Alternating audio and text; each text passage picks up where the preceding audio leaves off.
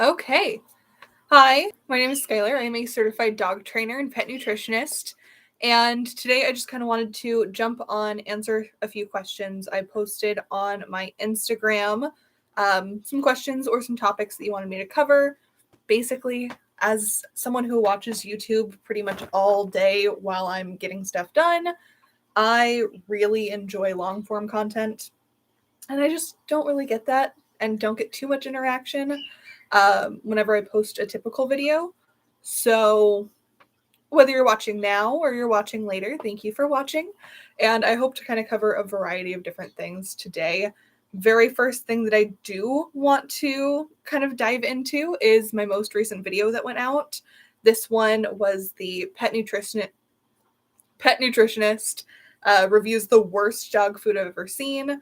And with that one, I was able to jump on and actually, honestly, it's a comically bad food. And a lot of you in the comments had very similar reactions to not believing just how bad this food was. So I figured I would go through, answer a couple of the questions that popped up, and just point out some of the funny comments that made me laugh before getting into kind of the other topics of this video. So, very first thing, when a video first goes live, I do try to be in the comments as much as possible, but especially the videos that get a lot of views because there are so many differing opinions in the just pet community in general, in the pet industry, whether it be nutrition or training. It can get very dicey in those comment sections.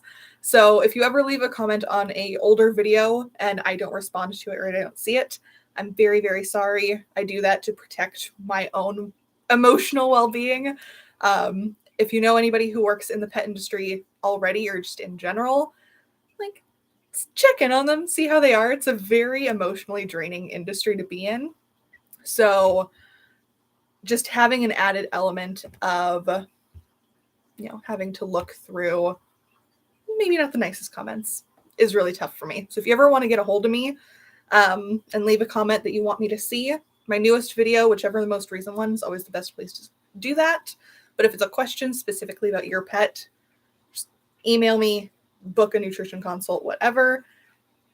I don't answer specifics through social media because it's just not ethical and it's not potentially safe. So that's my little disclaimer there. On that video, I got a lot of people just kind of making fun of the food, which was the intent of this video. I had a couple people point out that they felt bad that so many people felt like this was potentially their only option for food because it was a 10-pound bag of food. The food itself was like $7.50, pretty inexpensive. So because I had so many people commenting about that and so many questions regarding that, I did want to make sure that kind of in my ongoing list of potential videos, do something related to kind of how not necessarily inexpensive, but how, the pet food industry varies so much, and the foods that when you look at the tags seem to be very expensive actually are a little bit more than some of your grocery store foods, but not as much as we tend to think. My dogs are actually in the other room because they would have just been all over the place, and this would have made doing a live stream inaccessible for me. So dogs napping in the other room. I moved my birds to the other room. They normally live in my office, which is why sometimes if I forget to move them, you can hear them in the background of the videos. High pasteurization with raw food. We'll talk about that one just a little bit later. So with the video that just went out, sounds like you guys really liked it. And I think if you guys are into it, doing more, like even just going to the store, finding something and doing that kind of really low-key review of it, of just the one item. With those, I do tend to get in the way of, some people really want me to talk about their specific food that they feed. They only feed this one food of this one flavor of this one brand, whatever. And so that can be kind of tough. So I hope that the majority of people understand that my goals with my videos are not to review and give my opinions on every single food in the world. It's more to give, a broader idea to you guys that you can take what you learned, apply it to whatever you're feeding, and kind of figure it out from there. The high pressure pasteurization. So in the grand scheme of things, I'm one of those people where I think accessibility and making things as easy as possible to understand on a consumer level is my priority. So I often don't even get into the topic of high pressure pasteurization with people because I would much rather them, feed raw or want to incorporate raw rather than get stuck on like the really niche argument of is it actually raw or is it not? High pressure pasteurization is a method of, I don't want to say sterilizing the food, but essentially it is a method that's used to help kill those pathogens. You've probably heard me say 1,000 times before that in the United States, the FDA requires that commercially available raw pet food is completely free of pathogens like E. coli, Salmonella, and Listeria. Whereas, grocery store meats can have up to 4% because they're intended to be cooked. Once it's cooked, those pathogens die out. With high pressure pasteurization, that's one of the methods that's used to help get rid of those pathogens. And in more recent years, it's definitely become a lot better than it has been. Essentially, it's kind of like a giant pool is, I guess, the best way to explain it, or a pressure cooker. Perfect. So you fill it with water, you put the food in the packaging, and the pressure becomes so much that it helps to kill that bacteria. With this, there's a whole argument that high pressure pasteurization or HPP foods are not raw because they have been processed and that pressurization can kill some nutrients. But again, I like to make things just as super easily accessible for people as possible. So, even the raw versus lightly cooked argument, if you're concerned about doing raw, but you're okay with doing lightly cooked, I would way rather you do the lightly cooked than nothing at all, because when you get down to it, the nutrient difference between the two is minimal and it's not going to be a huge deal. So that's kind of where I stand with HPP. There's brands that absolutely do not do it. They're very proud of the fact that they don't do it. There are brands that do HPP their foods. And like I said, the HPP process has gotten so much more refined over the last, 10, 15 years that all the good bacteria, for the most part, is still intact, relatively speaking. Let's see here. I like to think I'm feeding my girl the best, but I just found my food is HPP, and now I'm concerned she isn't getting the good bacteria. I've fed my dogs both HPP and non-HPP food. I don't really care. For my own dogs, I do give them a lot of variety in their diet. So, one of the big things, raw goat's milk. I just filmed a video earlier that, again, was mentioning raw goat's milk. It's one of my favorite things. And that's going to add in a lot of beneficial bacteria. You can go and add some fermented foods. Answers does a really good job. They do all fermented foods. They don't HPP. And she's not with the company anymore. She actually started her own company called Cure. But Roxanne Stone was the co-founder of Answers. I got a chance to talk to her a number of times. She was a pretty good friend of my mentor when I did my nutrition apprenticeship. And her whole background is in food biology, specifically in fermentation.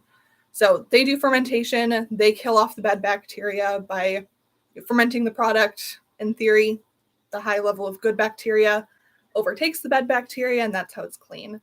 So if you were wanting to do an HPP food, but you are concerned about the lack of the beneficial bacteria because it's been HPP processed, you can help to add some of that back in by adding, a little bit of a non-HPP food, by adding goat's milk, by introducing any of those things. And honestly, once something's fermented, you can add it to the thing, let it do its thing, mix it together, put it in the refrigerator for a day, and all of that is going to help to kind of increase the good bacteria that you're adding into your dog. But overall, it's one of those things where you can get really nitpicky, and some people do, and some people, that's their hill that they're going to die on. I'd rather see, that you're feeding the best that you can. and all those little nuances, there's ways around it. Ooh, I like this one. Are dog food manufacturers regulated, or does the FDA only care about pathogens and disease? So there is the FDA and there's AAFCO. And the FDA back in 2011 was basically like cracking down on salmonella particularly. And that's when they made the announcement that all pet foods in the US have to be free of pathogens. So with that, the AAFCO, American Association of Feed Control Officials, that sounds right, they are the ones that are in charge of pet food. So they work with the FDA, and essentially the FDA is like, this is not our business. Like, we're not doing this. You can be in charge of figuring out what you're going to do for pet food.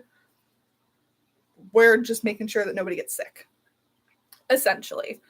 So with that, AAFCO has formulated a bunch of different, regulations and guidelines is, I guess, the best way of saying it, because they don't actually uphold anything either. They just say, this is what we consider complete and balanced. These are our guidelines. And they have guidelines, everything from, nutrients, what can be considered complete and balanced, what the minimum nutrient requirements for pets are.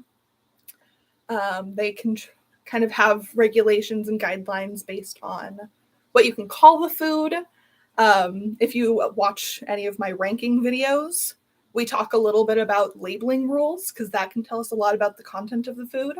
So for example, if it says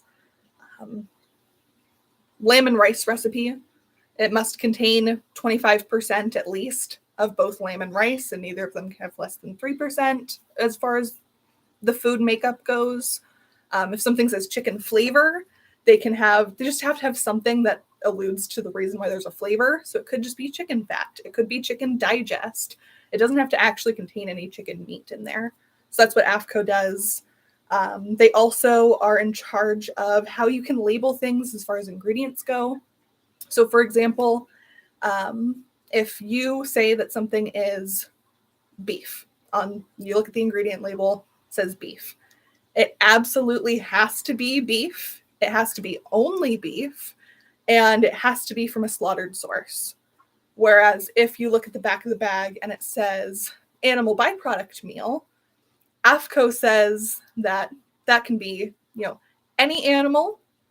It can also be any part of the animal. And in that very particular stance, AAFCO also doesn't say that it has to be slaughtered, which is where you get kind of dicey. So from there, state officials are the ones that actually uphold the manufacturing practices of pet foods. So they look at AAFCO recommendations, and they're the ones that actually, go into the facilities, that make sure things are checked out, that kind of stuff. Yeah, so AAFCO, they make the regulations, and then state officials are the ones that actually uphold different things. And then it gets a little dicey. Let's see here.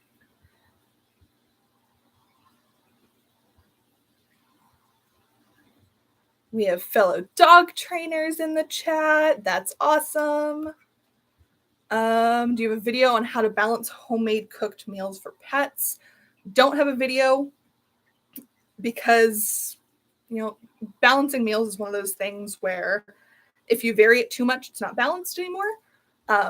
Here in the near future, I would like to essentially sell recipes on my website, where, you would meet with me first. I can make recommendations of what's going to work best for you, but then have just like the base formulations there.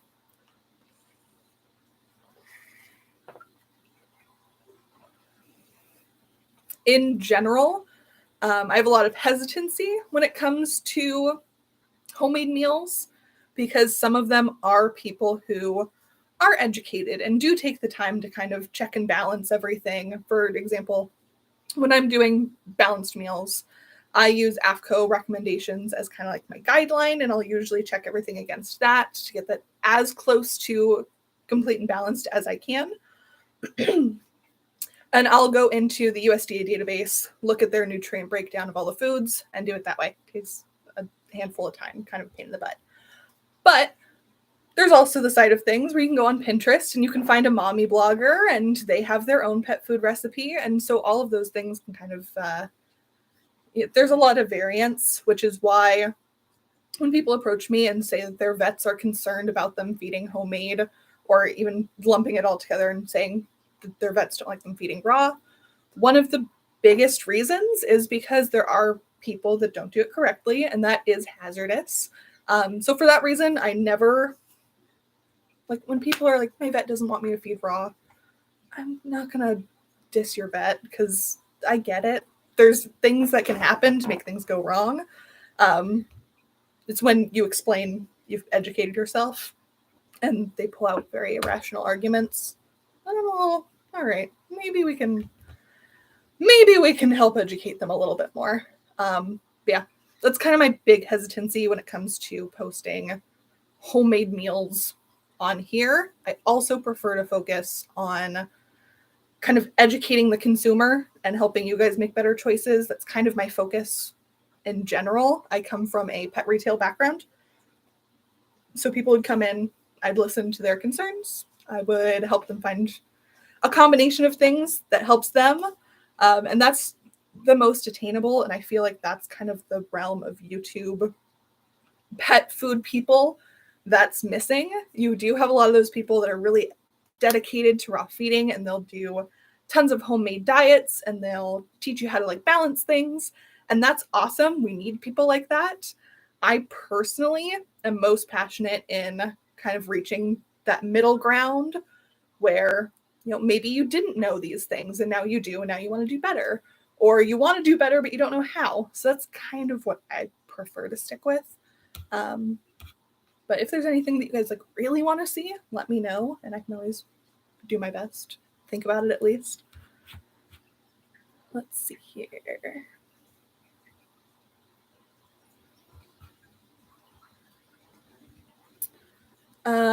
Is it okay to give my dog rice in their home cooked meal? Yes.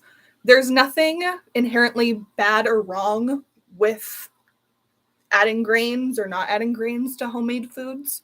In general, I just like to check that, just encourage you to consider the carbohydrate count of those foods. Sometimes, especially because rice is cheap and filling, we still get into that habit of over carbohydrating our dogs.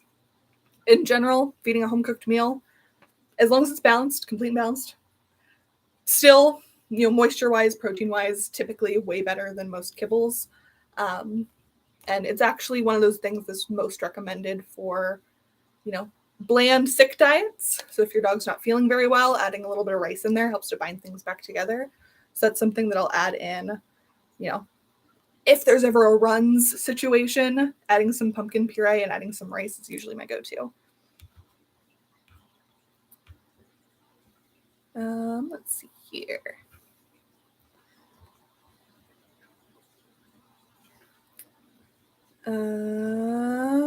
Prong collar, shock collar, my opinions.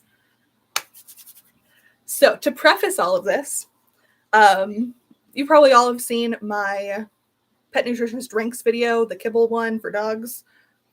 Blew up, biggest video on my channel. Most people recognize me from there.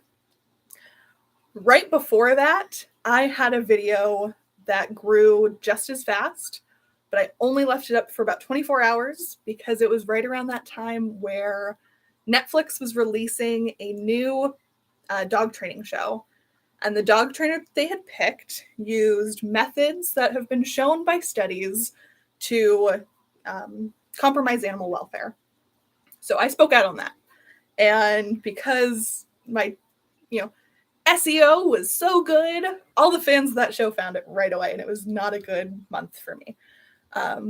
So because of that, I've shied away from talking about dog training on my YouTube channel. I talk about it all the time on my business Instagram because dog training is my primary thing.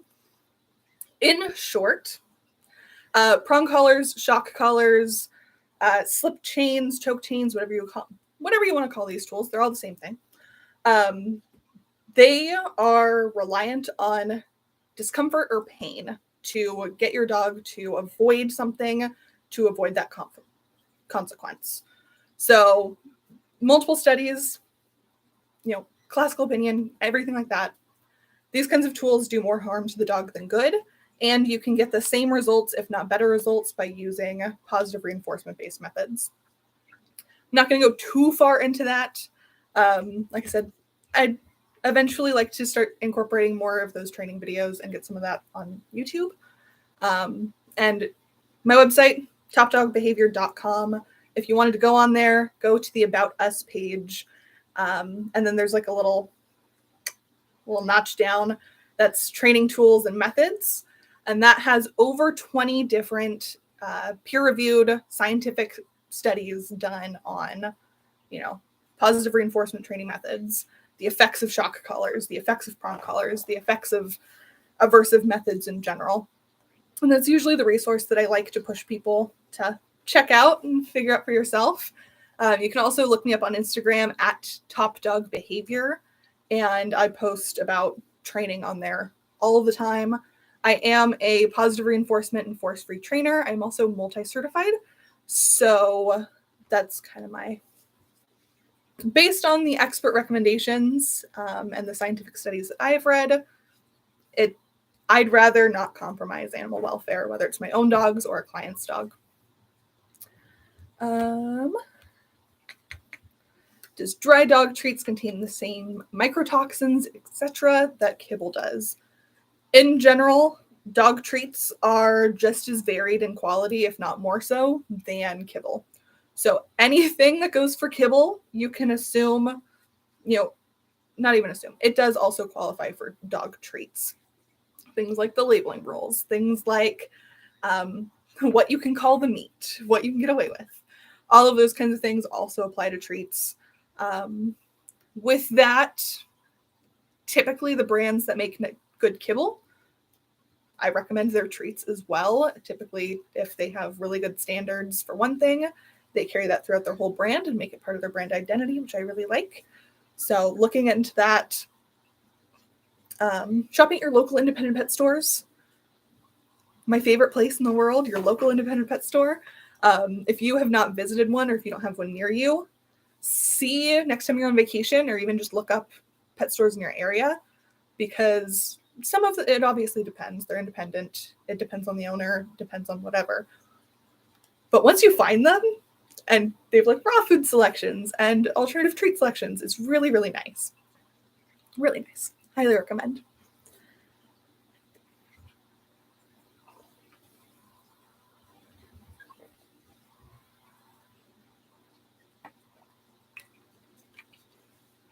All right. Is an 8-year-old unvaccinated dog a bad thing? So this is something where I can only give information that I have as well as opinions. Ultimately, it absolutely depends on the individual, and it's best to talk to a vet. Now, with that said, disclaimer. If your dog is only ever in your house and only ever like around you and not around other dogs, in theory, it could be fine. Could be fine. That being said, if your dog is out and about, if they are interacting with other dogs, I would encourage you to very least get a titer test. I have a lot of opinions, but in short, most dogs are completely vaccinated for life by about 6 months of age. And when I say that, I mean they've built up that immunity. What I do with my dogs is they get titer tested. So this means that every year or so, they get a blood draw, and what that does is it shows what antibodies they have, what immunity they have. And with that, I can make, if they need more antibodies, if they are not immune to this thing, then we can do the booster shot. This helps to prevent over-vaccination, which whole video for a whole nother day. That's what I personally do with my dogs, and that's what I typically recommend doing is, getting all of your initial Vaccinations. And then if you are interested, talking to your vet, doing some titer tests, and then choosing next steps based on those results with the help of your vet. It's one of those things. Very personal. I don't like answering very personal questions on large platforms. I don't know all the details. Do I need to wash my pet's bowl every time I'm done feeding her? She eats raw and a slow feeder. It's a little case of do as I say, not do as I do. Technically, the answer is yes. You should be washing your bowls every single time. Do I sometimes forget? Yes. If they are plastic, did you specify? No. If they're plastic, I always recommend replacing those bowls pretty regularly anyway, because whether you're feeding kibble or raw food, plastic is very porous. Raw food, obviously, can get in there and can get gross. Kibble, all of those fats can get in there, can oxidize, can get gross. So with that, yes, you should be washing your bowls every time, especially if you're feeding raw. If you forget, like for a day, it'll be okay, but you should be washing your bowls pretty much every time. It helps to have a bunch of bowls so you can rotate. That way, have a dishwasher. Half of it's always full of dog bowls if you have multiple dogs, but things stay clean. Let's see here.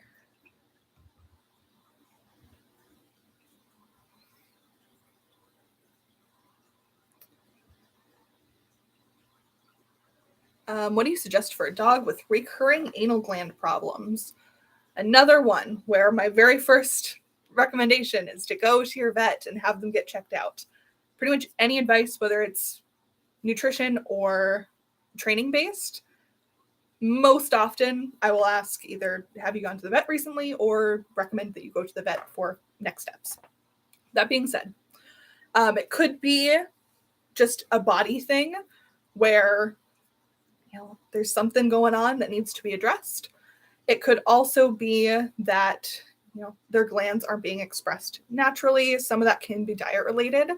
One of the benefits that you hear relatively often of raw feeding is that it does help to kind of express those anal glands as it goes through a little bit. I personally haven't had anal gland issues with my dogs. They're raw fed.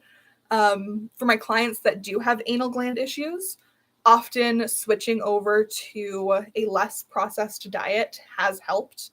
But again, one of those things where it's best to talk to your vet and then maybe talk in a less group setting. That way I can get some more specifics and help get you some answers there potentially. Have you heard of unkibble? Do you have any opinions on the quality of the food? Spot and Tango. So Spot and Tango has actually reached out to me wanting to do, I don't even know if they want to do like a sponsorship or if they wanted to do an affiliation link, whatever, a code, something. I don't know. Haven't answered them yet. In general, when it comes to like the unkibble, or I get a lot of questions about Ollie, or I get a lot of questions about the farmer's dog. With the unkibble, quite frankly, I have not looked into it quite enough to form a full opinion. So let's do that now.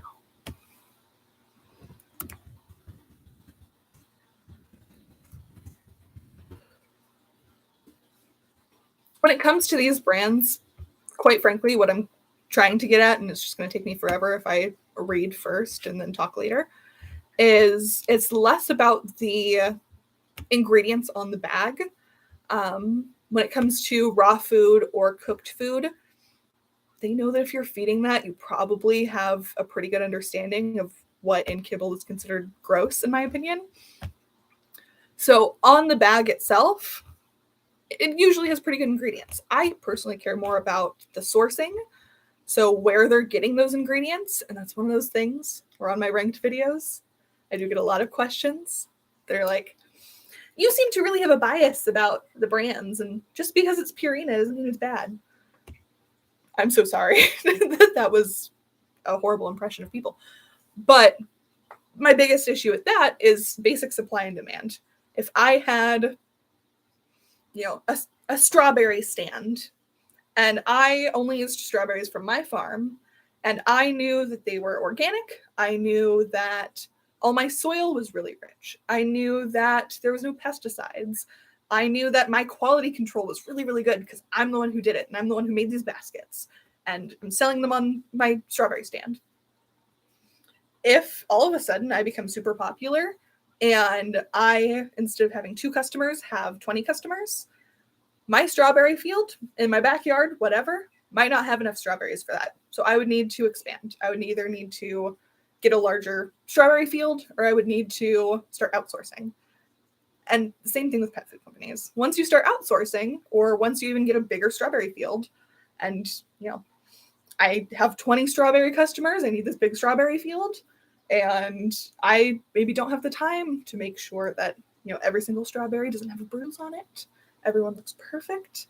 I might not have the time once I start outsourcing to make sure that everybody really is not using all those pesticides. It's one of those things where the bigger the company it gets, typically, not always, but typically the quality does tend to decline. So sourcing does matter. So with this,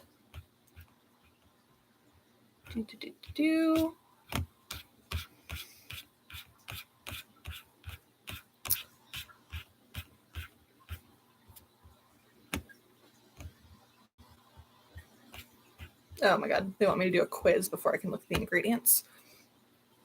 Unkibble from Spot and Tango, waiting for another day. I am so sorry. That's going to take way more time and work than I'd like.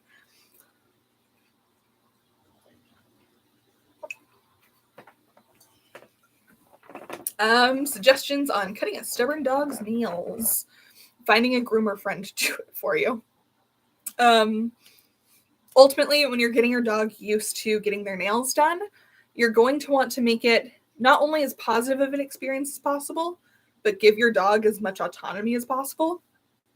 And some people are very thrown off by the idea of giving your dog choices, because what if they make a choice that you don't like? And that's something that they should totally be allowed to do. So for this, just like starting with nail clippers in your hand, having your dog approach, tossing a treat, opposite direction. Having your dog approach, toss the treat in the opposite direction. Once you get there, it's really like one nail at a time of having your dog approach, doing the nail, reward, calling good. And slowly you edge up to that. I personally have friends who are groomers, and so I like to chit chat with them. And because of our schedules, the only time I really get to chit chat is when I bring the dogs in. So that's what I personally do. I just have professionals do it who do it all the time, because quite frankly, it's easier for me. I'm mildly lazy by nature, but ultimately, and it's just giving them the option. The more that they're willing to kind of pro and con, is the benefit of me getting my nail trimmed? Do I feel comfortable enough? Is the reward afterwards going to be worth it? Giving them even that sense of decision making can go a really long way, and that goes for training in general. I talk about this a lot when we're doing crate training, where if you're constantly just, whether it be dragging your dog in or pushing your dog in, whatever, they're not going to form a good association with that crate. Whereas I teach dogs to go in using a cue, like kennel, where they go in, they lay down, they get treats, perfect. Having even that simple of, I'm asking you to go in the kennel, and ultimately if you say no, then, we'll give it a couple minutes, see if you can make the choice to go in again later. But teaching that repetition of, going in and then getting rewarded heavily for it, making it their decision, they're much more likely to be okay with the situation. And it's just a general dog handling thing, is giving your dog choices and then respecting those choices. That's the other big thing. If you give your dog a choice and they get punished for making the wrong choice, that's not a choice. It's not. I'm leaving that there.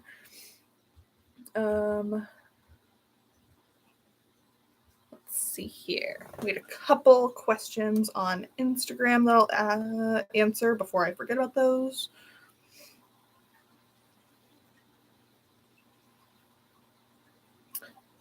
Alrighty. Dog allergies and its association with foods.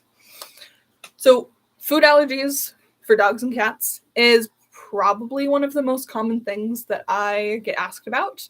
One of the most common things I work with clients for. And I always kind of like to explain the history of food. I think dog food history is something that everyone should at least have some recollection of or know about to some extent, even though it seems really boring. And I guess for most people, it really does not matter. Maybe it's just a dog food thing. So to just sidebar from the dog allergies thing for just 2 seconds, would you be interested in doing like a drunk history of dog food? I've thought about that a lot. I really love Drunk History as a show. One of my absolute favorite shows. I like history. And I think that's a really fun, engaging format for people who maybe don't care as much. But I also not a giant drinker. So it would take a lot of planning on my part. I would need to essentially get a babysitter when dog dad is here. But I think that could be a fun way of making something I think people should know about more interesting for people who really do not care. So let me know what you think of like a drunk history of dog food. Anyway, food allergies. So essentially, the most common food allergens are things like corn, wheat, chicken's a pretty common one, beef is a pretty common one, and those tend to be kind of like the big four when you're rattling off food allergies that you come across. Part of this is because they're so common. Up until 1996, in most circles, first mate pet food is kind of regarded as the very first grain-free food. That came out in 1996. Prior to that, your options were, essentially corn, wheat, and chicken, or corn, wheat, and beef when it came to pet foods. And if you could not eat either of those, vets would often recommend that you just made your own rice and lamb food at home. Grain-free foods came for a number of reasons, one of them being as an option for people or pets with food sensitivities. Another reason kind of being like a giant middle finger to a lot of the big pet food companies that used a lot of fillers and sketchy ingredients. Anyway, that's kind of the formation of that. So with that, when it comes to allergies, kind of the biggest thing, let me make sure I'm reading the actual question so that I don't get too off track and don't actually answer it.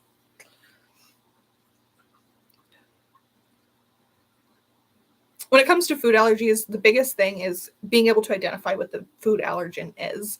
I'm the kind of person who would much rather you see, doing these tests, doing some experimentation, doing an elimination diet, seeing what they're actually allergic to, and then allowing them to eat everything else that they actually can eat, rather than the alternative where it's like, this is something that has essentially no ingredients to it. They can only eat this because it's not worth experimenting.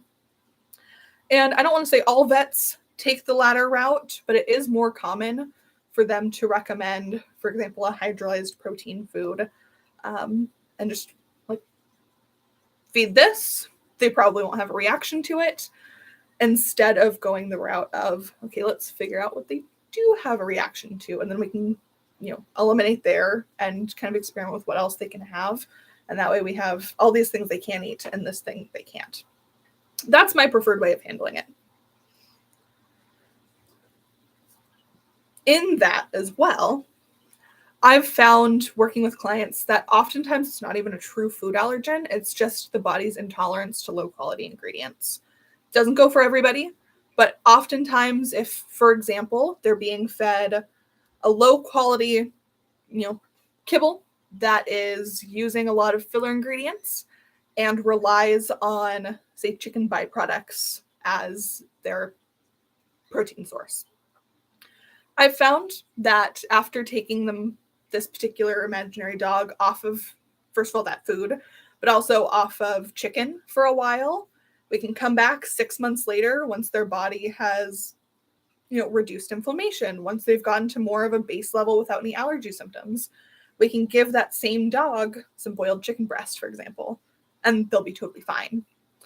So with that, a lot of allergies is less like my dog can never actually have this thing ever, and more my dog has built up an intolerance to this thing, because it is so hard to digest, because it is lower quality, and the body is just so inflamed that anything that doesn't sit well is going to have a more extreme reaction. So kind of along the same lines of this, I get tattooed. When I get tattooed, or if you have tattoos yourself, you probably know that you're more likely to get sick right afterwards. Even if you scrape a knee, you're more likely to get sick afterwards because your body is already so focused on healing this one thing. Then something else comes, and now your body is attacking 2 things to protect itself. Then something else comes, now it's attacking 3 things to protect itself. And it's eventually just going to become a big inflamed mess. And that can happen with foods often. Not every allergy is food related. Some of them are environmental. But in general, that's the way I prefer to tackle food allergies, is through elimination diets, where we get you on something that they have a very small chance of ever having a reaction to, and then slowly introducing things until we have, a T-chart of safe foods and unsafe foods. I can make a whole video about elimination diets that goes much more in depth than whatever I just said. Started your dog on goat's milk per your video, and she loves it. I'm slowly transitioning into raw. She's doing great so far. Awesome. Goat's milk is one of those things where if you have any interest in raw feeding, start with goat's milk. It helps to set the body up by introducing new bacteria. It also is, just great for any dog for the most part, just because it does have so many health benefits. When I'm trying to encourage people to broaden their horizons when it comes to their pet's food, goat's milk is usually one of those things that I have them start with. Is, you're feeding kibble, fine, great, cool. Let's find a way that we can add meat, and let's find a way that we can add moisture. And even if that's just like you boil a chicken breast at the beginning of the week and your dog gets a sprinkle of chicken breast on their kibble and then like a few drops of goat's milk, even just that, like you're at least thinking about adding more. And that little inkling of thinking about adding more can spiral. Same with the goat's milk. Once you see the benefits of the goat's milk, you're more open to, all right, what happens if I did 10% raw in the diet? All right, see a lot of benefits from that. What happens if I do 20% raw in the diet? And you can slowly start to kind of see the benefits that way, and it has a nice snowball effect. Can you do a video about your raw food diet for your dogs? I can, and I actually did. And then my computer had its issues. So I'm filming this on a borrowed laptop, my personal laptop that has all of the videos that were supposed to go up for April and now May. Basically just went kaput. So I need to take that into the shop. I need to get that fixed really bad. Hopefully the videos will still be on it. So I'll probably have to re-record that video. But essentially, what makes those kinds of videos tough for me is that I'm constantly changing my dog's diet. I don't recommend that for normal people, but because of just the nature of my job, I'm constantly trying new things with them. I'm constantly adding things, taking away things, doing new brands.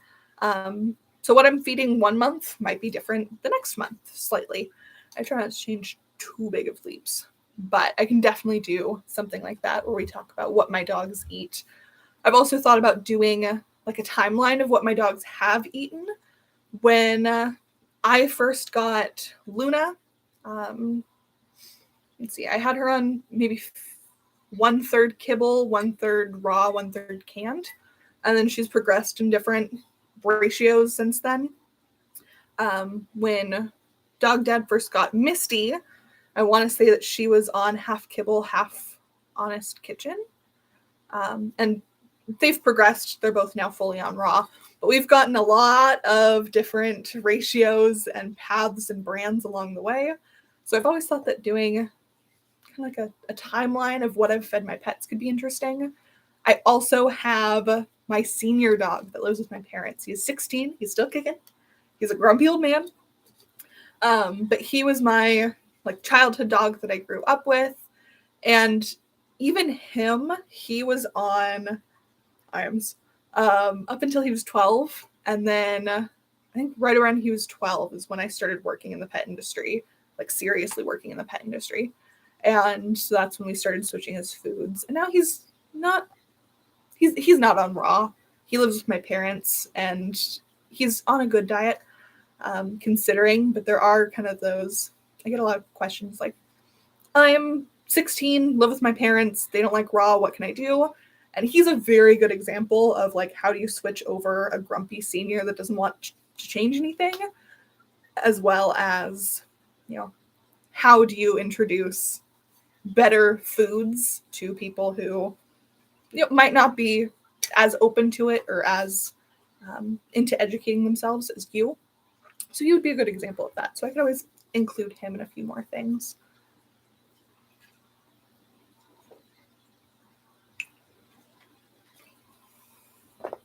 Let's see here.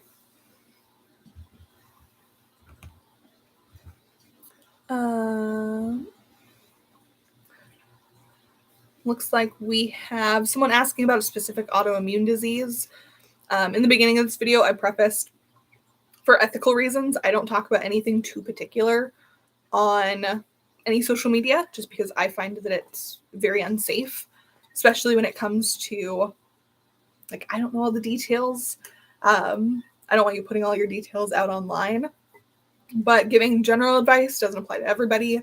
Giving specific advice, even if I did know the details on a platform like this, isn't safe for everybody. So for those things, definitely you can email me or book an appointment on my website. Regardless of, you know, if it's allergies or an autoimmune disease or kidneys, whatever, always better for those very specific questions. Just find me on a, not my DMs. I lose those. I don't check those. I'm sorry. But email or online. Opinions on N&D kibble. So Farmina, natural and delicious. I did a whole video about Farmina, maybe close to a year ago now, where I took maybe 3 or 4 of their foods, did the whole ingredient analysis of that, talked about their sourcing a little bit. In short, I really like Farmina. If you're wanting to feed a grain-inclusive kibble, theirs are one of the ones that I recommend most often when people are looking for a really high-quality kibble that is grain-inclusive, just because they do have a lot of options. They also use ancestral grains, which I much prefer. They're a little bit heartier. With that said, I can definitely, like I said, do a little bit more of a deep dive into N&D. I do get a lot of questions about it. I did film that video, but like I said, it's like a year old now. So with that, I can do a little refresh. We can focus in a little bit more on their N&D line instead of Farmina as a whole brand. Overall, I like them. They're good. Pet pre and probiotics. I love pre and probiotics. Typically, like I said a little bit earlier, pets often have a lot of damage done to their intestines and to their gut and the healthy bacteria there. Kibble itself is extremely hard to digest in the grand scheme of things. And when things are harder to digest, it can do a little bit more damage to the beneficial bacteria in the gut. When that beneficial bacteria is damaged, it makes it even harder to digest. It can also lower the immune system. 70% of the immune system does come from the gut. So replenishing that good bacteria, especially if you're switching foods or if you have life changes coming up. A lot of people don't take into consideration that even like having company come over or going on vacation can really throw a wrench into how your dog's processing things just as a body. So I like probiotics. My favorite is raw goat's milk. I do get a lot of questions on where to find that. If you don't have a local independent pet store that carries it, then you can go online. And I know Honest Kitchen does a powdered goat's milk with added probiotics. I personally use Answers raw goat's milk and Primal raw goat's milk. And I did see that Green Juju just came out with a raw goat's milk, so I'm interested in trying that one out. Let's see here. How are we doing time-wise?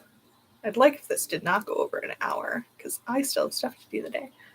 So if anyone watching, last minute questions, go ahead and leave those in the chat. I have one more, I think, that I need to answer off of the Instagram poll.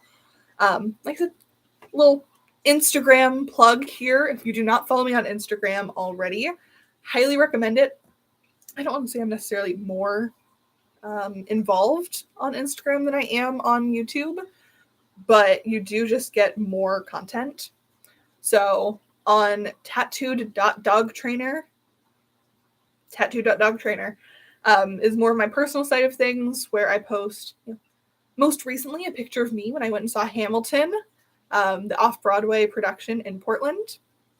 And you get some of that. You also get a lot of these polls of me getting your opinions about things, me asking for questions for videos, that kind of stuff. If you're interested in dog training, or you're wanting very information-heavy posts, infographics that you can share to friends and family, Top Dog Behavior is my business side of things. You'll sometimes get pictures of the cute dogs that graduate from my training programs. Those are super fun for me. But I do also post like scientific studies about dog training and how it affects dogs' well-being, or different training tools, training lingo. If you would like a video on dog training, like vocabulary, let me know, because that's another one I've been bouncing around.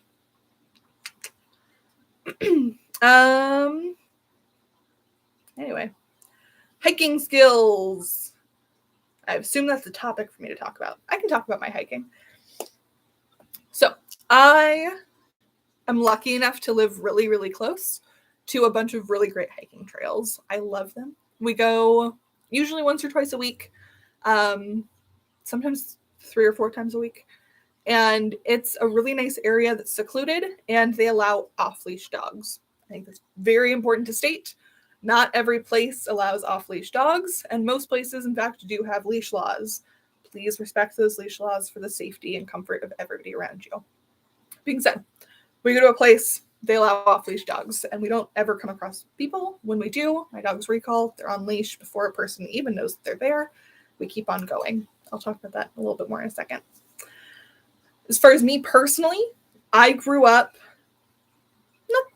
I don't want to say not the most active, but I wasn't a sports kid. I was not a team sports kid by any means. I did equestrian. I did competitive hunter jumper. And I helped like assistant coach T-ball teams. And that's kind of it. So me like going out and hiking, even though I did a lot of camping as a kid, and even though I was relatively active, I find a lot of fun. Some of the trails are challenging, which is always nice, especially when it's just me and the dogs, because I can take breaks when I need them. But I've really enjoyed that. My dogs absolutely go nuts for it. Luna especially.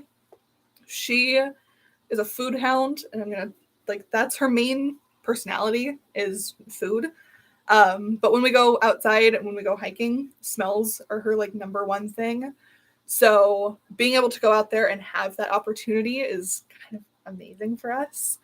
And I would like to do a couple specific videos that are more structured than this about like taking your dogs on hikes and hike etiquette and hike safety and all that kind of stuff. But in general, when you are hiking with your dog, pay attention to leash laws. That's something that I'm extremely passionate about as someone who works with a lot of reactive dogs. Like I said, we live close to trails. A lot of my clients would like to take their dogs on hikes. So once they level up enough and get a good base level of training, we'll often do hikes in quieter parts of the day, just to slowly start to incorporate that into the training routine. And I take people to places that have leash laws for a reason. So when dogs are not on their leash, it's very stressful and very unsafe for everybody. I do not care that your dog is friendly. My dog might not be. Having off-leash areas is fantastic. Those areas typically don't get as much traffic, I guess. And people whose dogs cannot handle being off-leash or coming in contact with off-leash dogs tend to not go there as much. I don't want to say that as a blanket statement because, like I said, the area that I go to, very secluded. You might not even come across a person the whole time you're out there. So with that said, taking a reactive dog out there where I might not see somebody might sound like a great idea. So anyway, in general, if you see a person, if you hear a person, I'm constantly listening. Recall your dogs, get them back on leash, and keep going. I'm very conscious about, the people around me, or at least I try to be, people around me and how they might feel towards dogs. I do have very large dogs. And I know that they don't look very scary. You can see the cartoon pictures of them over here. They're not scary dogs, I don't think. They're not breeds that are known for having, stigmas around them. But you still have people who, even if they love dogs, don't want to be approached by a dog on a hike that they don't know. So just being aware of that, recalling dogs when you can, not when you can, recalling dogs, putting them on leash when you need to, is kind of my biggest. You ask me about hiking, that's the hill I'm going to die on, is just be aware of others, be considerate of others.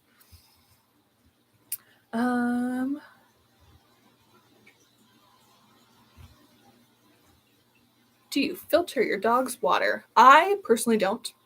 I live in an area where our tap water is really great. I've been to places where it's not so much. I used to live up in the hills where we were on well water. And in that case, I guess technically my dog drank filtered water because we had a water truck that came up and delivered like big jugs of water. Now I live in town. Our tap water is great. I don't filter it for myself. My dogs do totally fine. Tap water is one of those things where it totally depends on where you live. Absolutely, 100%. If you live in Southern California, you might Brita your dog's water. Consider it. But in general, they're good. It's fine.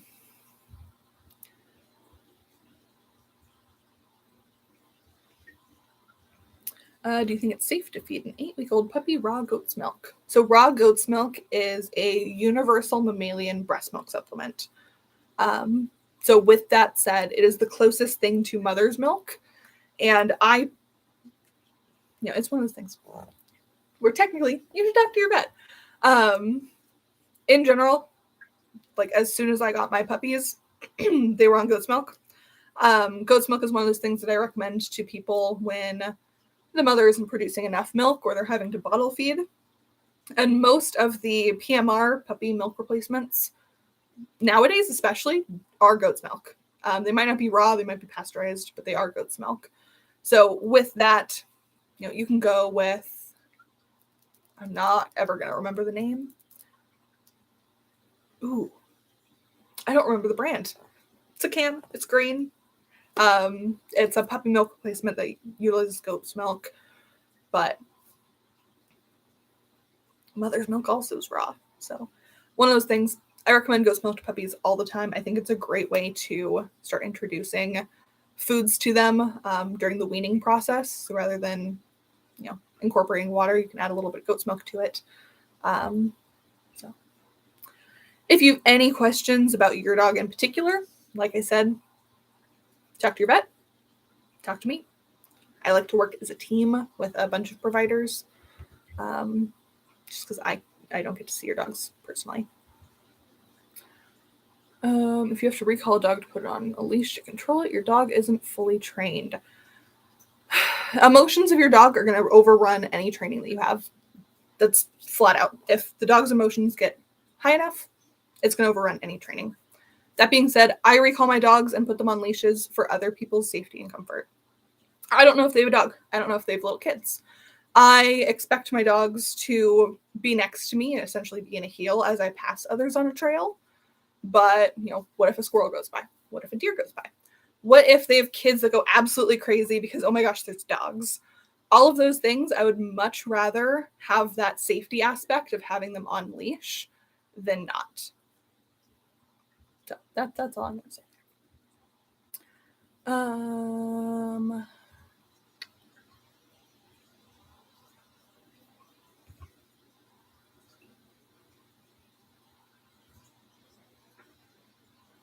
Let's see here. Raw goat's milk is awesome. I've been giving it to my 1-year-old pup. He loves it. Very good. All right, I'll take one more question and then I am getting off.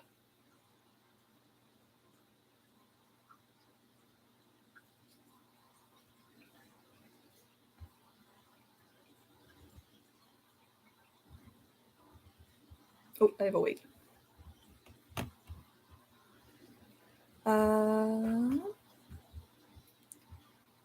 What brand of cat food do you think are good for a cat with flaky skin?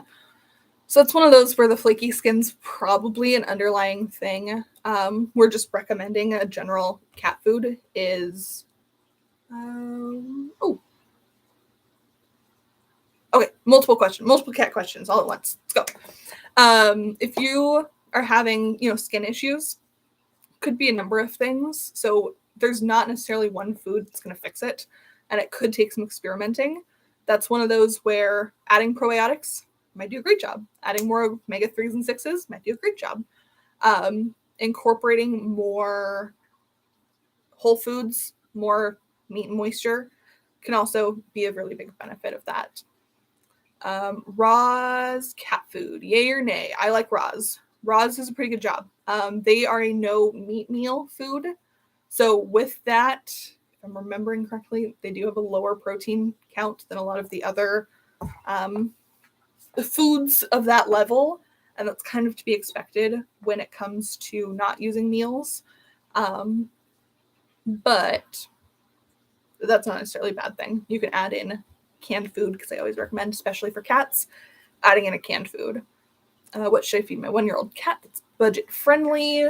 Depends on your budget. Everyone has a different budget. I do plan on doing a kind of affordable pet food video, how to figure out how affordable something can be. So with that said, it depends. People often want to look at the cost per pound of pet food. Just no, that you're not going to get an accurate reading that way. Pet food is calorically diverse, I guess is a good way of saying it. So, the video from a few days ago is a great example. When we looked at that dog food, it would want me to feed my dogs 6 to 10 cups of food to get all of the nutrients that they need. Whereas some of the foods that I would recommend ask that I feed 2.5 to 3 cups, I believe, depending on the food. So with that difference, if I were to do a cost per pound, it wouldn't reflect the actual cost per serving or how much I would be paying over the course of a month. And we can go into that a little bit more in another video. Oh, man, I really did lie when I said that I was only going to answer one more question.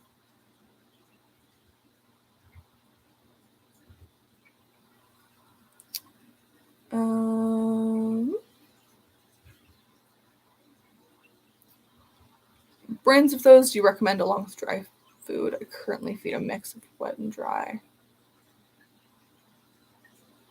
So I have 2 different videos ranking wet foods and ranking wet foods for cats and ranking dry foods for cats. And for both of those, you're going to at least get a wide gambit of quality. But the purpose of those videos are less for me to tell you what foods to feed and more getting you accustomed to what to look for with whatever food you're looking for. My goal in those videos is that you're able to turn to the back of a pet food bag and, I know what meat meal is. I know what makes meat meal different from chicken meal. I know, if it says with tuna flavor, that doesn't necessarily mean it has tuna in it. All of those things is kind of going to be what you would want to look for there. Okay. Perfect. Video on affordable food coming as soon as I get around to it. Sometimes I'm sorry.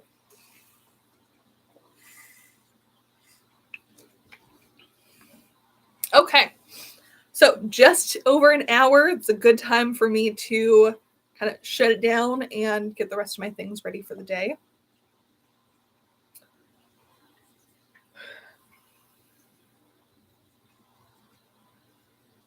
We'll unpack that later. I have some stuff to do. We're going to go ahead and get off of the live. Thank you all for joining me, and thank you to everybody who is going to be tuning in later. How'd you like this? Do you enjoy live? I feel like I'm able to answer a lot of questions, but not able to go too in depth.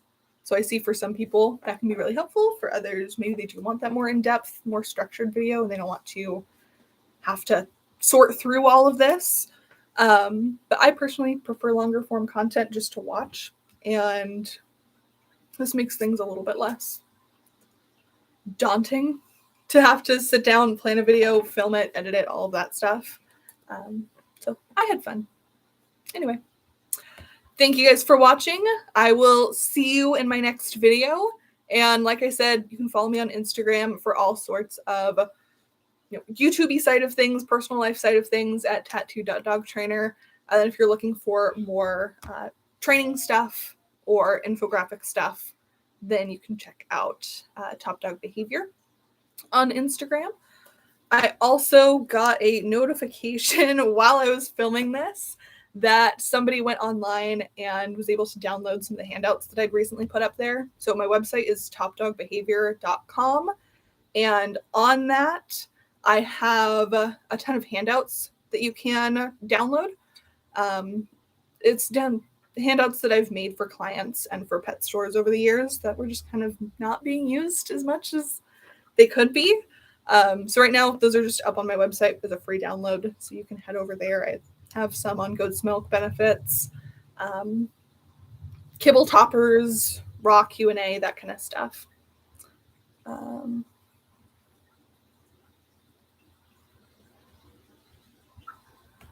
right. And that is all. I'll see you guys next time. Bye.